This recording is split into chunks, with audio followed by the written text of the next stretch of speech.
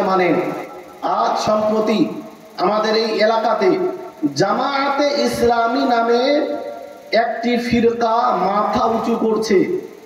জামায়াতে ইসলামী নাম হয়তো শুনেছেন। অনেকেই মনে করে জামায়াতে ইসলামী একটি ইসলামিক সংগঠন।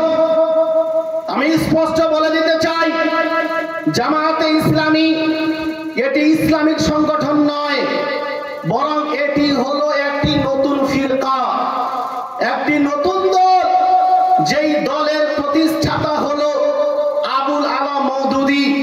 সে নিজের মতো করে একটি মত তৈরি করেছে, নিজের মতো করে একটি পথ তৈরি করেছে।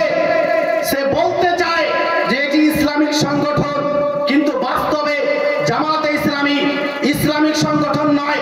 যদি ইসলামিক সংগঠন হতো তো জামায়াতে ইসলামীর যে আকীদা, সেই আকীদা কোরআনের সঙ্গে মিলতো। জামায়াতে ইসলামীর প্রতিষ্ঠাতার যে আকীদা, সেই আকীদা হাদিসের সঙ্গে মিলতো। জামায়াতে ইসলামীর যে আকীদা, সেই আকীদা সাহাবায়ে কেরামদের সঙ্গে মিলতো।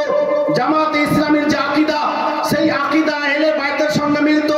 সাহাবায়ে কেরাম, আহলে বাইত, উলামায়ে কেরাম, আউলিয়ায়ে কেরামের সঙ্গে মিলতো।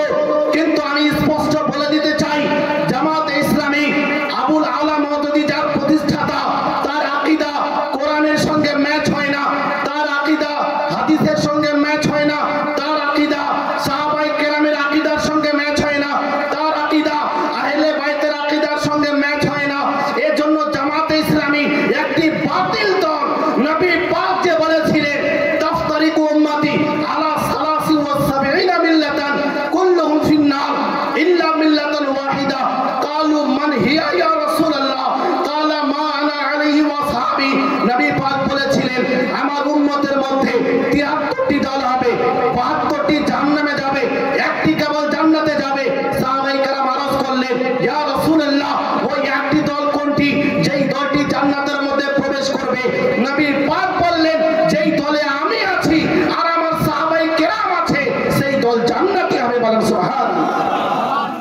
জামায়াতে ইসলামী কোরআনের বিরুদ্ধে আকীদা পোষণ করে, জামায়াতে ইসলামী হাদিসের বিরুদ্ধে আকীদা পোষণ করে, সাহাবায়ে কেরামদের বিরুদ্ধে কথা বলে, আহলে বাইতের বিরুদ্ধে কথা বলে, প্রমাণ করে দিয়েছে সে জান্নাতি দল নয়, সে একটি নতুন ফিরকা।